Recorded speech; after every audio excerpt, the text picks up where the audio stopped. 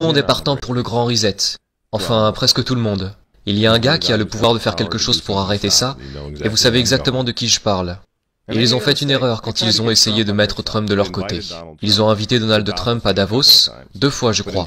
Mais en janvier, quand Donald Trump a vraiment commencé à voir la bête qui se dressait contre lui, il est allé à Davos, oui, au Forum économique mondial, et il leur a fait un énorme doigt d'honneur. Nous nous sommes engagés à préserver la majesté de la création de Dieu et la beauté naturelle de notre monde.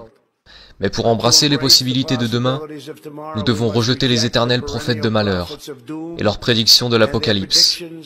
Ces alarmistes exigent toujours la même chose, le pouvoir absolu de dominer, transformer et contrôler chaque aspect de nos vies. Nous ne laisserons jamais les socialistes radicaux détruire notre économie et ruiner notre pays. 2 jours après que Donald Trump ait donné ce discours, un gauchiste de 89 ans, l'étrange milliardaire George Soros, a fait une intervention d'urgence, à Davos une fois de plus, avertissant que les élections américaines de 2020 détermineraient, je cite, le sort de notre monde. Maintenant, puisqu'on parle de Davos, jetez un coup d'œil une fois de plus.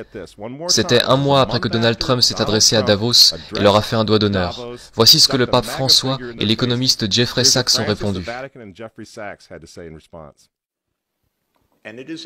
C'est un pays dangereux en ce moment. Il sera absolument dangereux si Trump est réélu.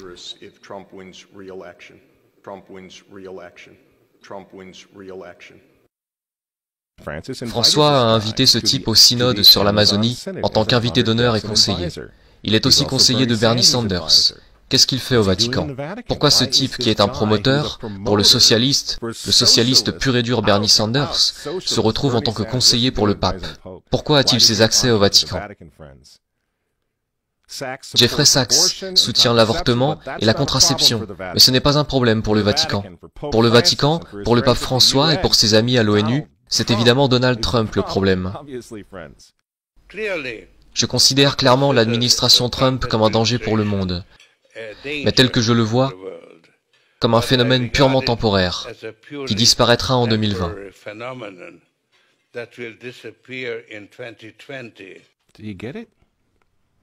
Vous comprenez? Vous voyez pourquoi il y a tant de haine envers Trump? Parce que malgré tous ses défauts, il est capitaliste, il n'est pas mondialiste. Il ne sera jamais l'un d'entre eux. C'est pourquoi il a retiré les États-Unis de l'accord de Paris sur le climat. Donald Trump a retiré les États-Unis de l'Organisation mondiale de la santé, l'entreprise de Bill Gates. Et maintenant, il menace de retirer les États-Unis de l'Organisation mondiale du commerce.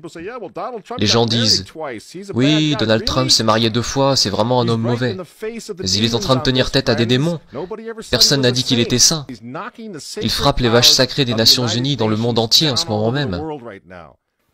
L'Assemblée générale vote couramment à 185 voix contre les États-Unis sur presque tous les sujets désormais. Et vous vous souvenez, puisqu'on parle des Nations Unies, en novembre 2019, juste avant que le coronavirus arrive, Trump est allé aux Nations Unies, à l'Assemblée générale, et il a déclaré la guerre au mondialisme.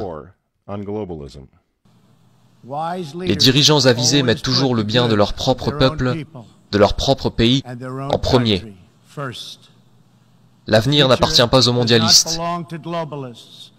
L'avenir appartient aux patriotes. Peu après le discours que Donald Trump a livré à l'ONU, que s'est-il passé? Le coronavirus s'est répandu dans le monde, et l'économie américaine qui était en plein essor a été mise sous assistance respiratoire. Pensez-vous que c'était un accident? Donc quand ils vous disent, et qu'ils nous disent à tous, de rester à la maison, de porter un masque, pour que grand-mère ne tombe pas malade, vous devez comprendre ce qui se passe vraiment. Ils ne se soucient pas de votre grand-mère.